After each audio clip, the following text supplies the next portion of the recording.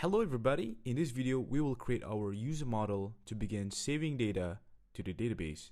Currently we have not yet saved any data to the database. The database that we will use in this course is MongoDB, and the library that we will use to communicate with MongoDB is Mongoose. So let's install Mongoose. Make sure you are under the right folder, which is server folder. You don't want to install outside of server folder. npm install mongoose --save. Once installed, we want to create a new folder and give it a name modules. This folder will store all of our models that we will use in the future of making of this web application. Create a new file and give it a name user. Let's write our model. You want a const mongoose require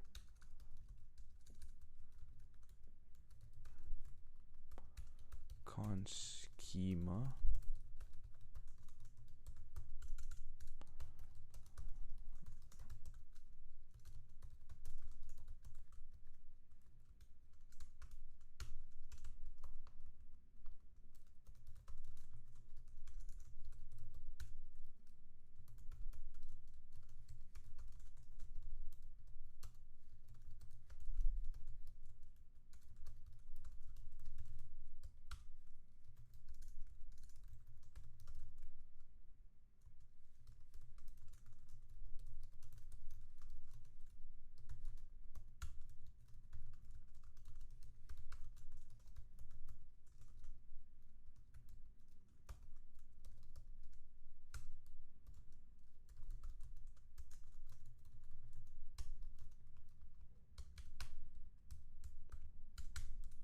Lastly, you want to export this schema, so mongoose.model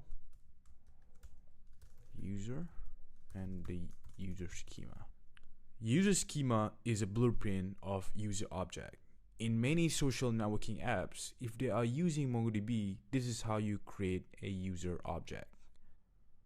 What kind of attributes that we want the user to have? We want name, email, password, and address. And it's like a key value. Name is the key and the value is string. And technically what we're saying is a name key and the data type of the name is string. So name is a data type string. Email is a data type string as well.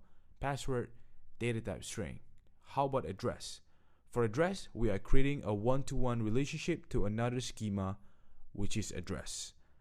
There is no relationship in MongoDB, but this is one way to make schema to have relationship to another schema. So in normal human language, user schema will have a name, an email, a password, and a relationship to another address schema. We will create address schema in the future. You must be wondering, why aren't we just doing this instead? Let's remove this. cd string address one string. Why are we doing this? Well, the main reason for that is we don't want to complicate our user schema even further. Address schema will have a lot of attributes.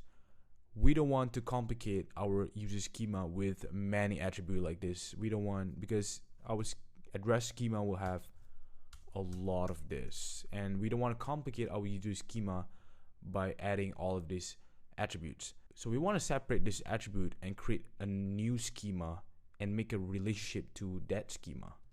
So let's revert back to our original code.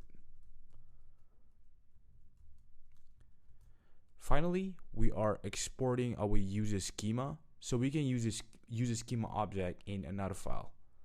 So that's it. In the next video, we will learn how to connect our Node.js application to MongoDB. I'll see you in the next video.